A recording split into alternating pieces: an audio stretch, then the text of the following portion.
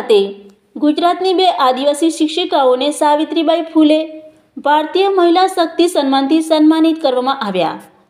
દિલ્હી ખાતે ગાંધી પીસ ફાઉન્ડેશનમાં આંતરરાષ્ટ્રીય મહિલા દિવસના અનુસંધાને ગુજરાતના સાબરકાંઠા જિલ્લાના ઈડર તાલુકાના નવાપાડવા પ્રાથમિક શાળામાં પ્રિન્સિપાલ તરીકે ફરજ બજાવતા શ્રીમતી દમયંતીબેન ગામેતી અને અરવલ્લી જિલ્લાના ભિલોડા તાલુકામાં ગંભીરપુરા પ્રાથમિક શાળામાં પ્રિન્સિપાલ તરીકે ફરજ બજાવતા શ્રીમતી શારદાબેન ભગોરાને તેમની સામાજિક અને શૈક્ષણિક શ્રેષ્ઠ કામગીરીના આધારે સાવિત્રીબાઈ ફૂલેની યાદમાં ભારતીય મહિલા શક્તિ સન્માનથી સન્માનિત કરવામાં આવ્યા હતા।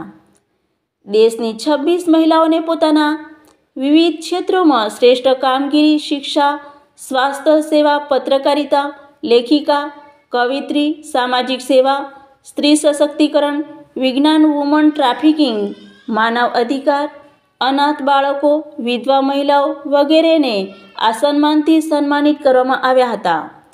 આ સન્માન સમારોહમાં પ્રસ્તુત લતા બરખા લકરા, હેમા મસ્કલે, શ્રીમતી ઝુનઝુનવાલા વગેરે મુખ્ય મહેમાન તરીકે ઉપસ્થિત રહ્યા હતા।